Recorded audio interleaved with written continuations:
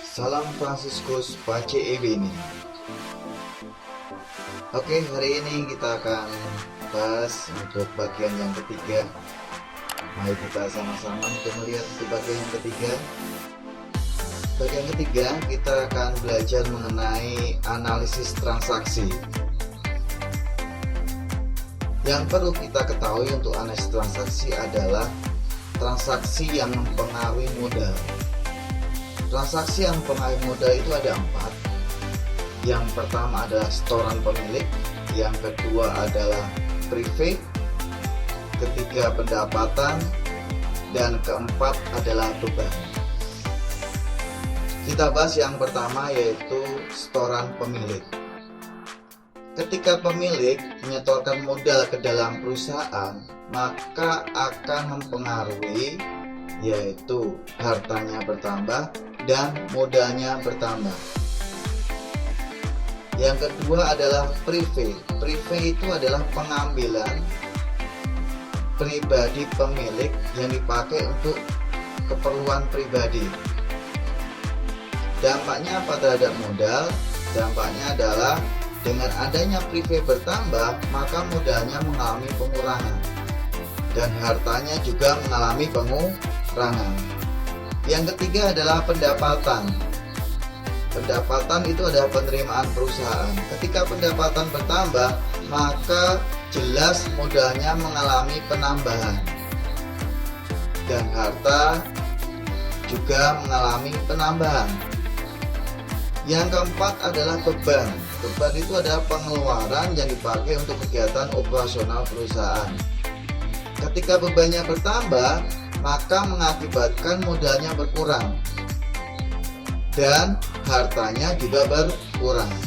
Jadi cuma ada 4 akun ini yang mempengaruhi modal. Kita akan lanjutkan untuk lebih jelasnya bagaimana kita menganalisis transaksi. Sebagai contoh, misalnya nomor 1 itu ada pemilik menyetorkan modal, itu sama seperti tadi yang saya bahas. Maka karena pemilik menyetorkan modal ke dalam perusahaan, maka harta perusahaan bertambah dan modalnya bertambah. Yang kedua adalah pembelian perlengkapan secara tunai. Jadi kita umpamakan kita membeli perlengkapan secara tunai atau secara cash, maka hartanya bertambah. Kenapa hartanya bertambah? Karena kita membeli perlengkapan, maka perlengkapannya bertambah. Dan yang kedua adalah hartanya berkurang. Kenapa hartanya berkurang? Karena kita membeli perlengkapan itu mengeluarkan uang, maka kasnya berkurang. Jadi di situ harta bertambah dan harta berkurang. Yang ketiga adalah pembelian perlengkapan secara kredit. Kalau yang nomor 2 itu ada secara tunai, yang nomor 3 itu adalah secara kredit. Bagaimana dampaknya? Yaitu hartanya bertambah. Kenapa hartanya bertambah? Karena kita membeli perlengkapan. Jadi karena perlengkapannya bertambah, maka hartanya bertambah. Dan yang kedua, karena di situ secara kredit, maka utangnya bertambah. Jadi di situ ada 2, harta dan utang. Ya. Berikutnya adalah membayar sewa. Kita umpamakan kita menyewa ruko. Nah, ketika kita menyewa ruko, maka kita mengeluarkan uang untuk sewa tersebut, sehingga kasnya berkurang karena kita pakai untuk menyewa ruko, mengakibatkan hartanya berkurang. Dan yang kedua, karena itu ada pengeluaran yang dipakai untuk kegiatan operasional, maka bebannya bertambah, mengakibatkan modalnya berkurang, sehingga di persamaan akuntansi itu hartanya berkurang dan modalnya berkurang. Berikutnya yang kelima adalah membeli peralatan secara tunai. Apa bedanya peralatan dengan perlengkapan? Kalau nomor 2 dan 3 itu perlengkapan, nomor 5 itu adalah peralatan. Kalau perlengkapan itu adalah barang habis pakai. Kalau peralatan itu bukan habis pakai, lebih dari 1 tahun biasa pemakaiannya. Sebagai contoh, kalau perlengkapan misalnya spidol, kemudian penghapus, pensil, itu barang habis pakai. Sedangkan peralatan ini bukan habis pakai, contohnya meja, kursi. Dampaknya seperti apa? Kalau kita membeli peralatan, maka peralatan kita bertambah sehingga hartanya bertambah.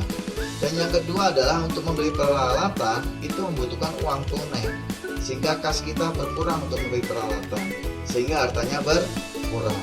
Sehingga persamaan dasar akuntansinya adalah harta bertambah dan harta berkurang. Berikutnya yang keenam adalah pembelian peralatan secara kredit. Kalau nomor 5 itu secara tunai, ini secara kredit. Maka transaksinya adalah peralatannya bertambah karena kita membeli peralatan, mengakibatkan hartanya bertambah. Yang kedua adalah karena kita membeli peralatannya secara kredit, maka utangnya bertambah. Sehingga di situ persamaan dasar akuntansinya adalah harta bertambah dan utang bertambah.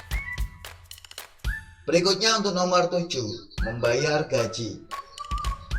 Kita umpamakan kita membayar gaji karyawan, maka kita mengeluarkan uang tunai untuk membayar gaji tersebut, sehingga kasnya berkurang, maka hartanya juga mengalami pengurangan.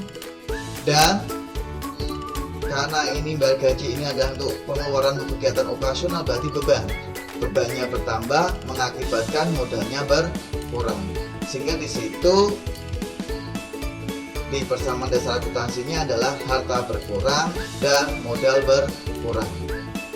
Berikutnya adalah membayar utang. Kalau kita membayar utang, maka kas kita berkurang, uang kita berkurang, maka hartanya berkurang dan utangnya jadi berkurang karena kita sudah membayar utang. Sehingga di situ persamaan dasar akuntansinya adalah harta berkurang dan utang berkurang. Nomor 9, menerima pendapatan. Kita umpamakan kita menerima pendapatan, maka kas kita bertambah mengakibatkan hartanya bertambah. Dan karena pendapatannya bertambah, maka mengakibatkan modalnya juga bertambah. Sehingga di situ persamaan dasar akuntansinya adalah harta bertambah dan modal bertambah. Nomor 10 adalah menerima pelunasan piutang. Ya, kita menerima pelunasan piutang. Maka karena kita menerima, maka kas kita bertambah mengakibatkan hartanya bertambah. Dan piutangnya berkurang, maka hartanya berkurang. Jadi persamaan dasar akuntansinya adalah harta bertambah pada kas dan harta berkurang untuk piutangnya. Yang terakhir itu adalah pengambilan pribadi atau privé. Karena diambil uangnya oleh pemiliknya, maka kasnya berkurang, maka dampaknya adalah hartanya berkurang dan modalnya berkurang. Kenapa modalnya berkurang? Karena privénya bertambah. Sebelumnya tidak diambil, sekarang diambil oleh pemiliknya. Privénya bertambah mengakibatkan modalnya berkurang. Jadi itu ada contoh-contoh transaksi dan analisisnya.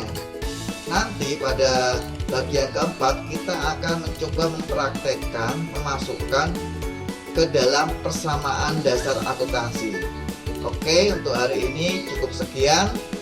Salam Fransiskus Pace e Bene.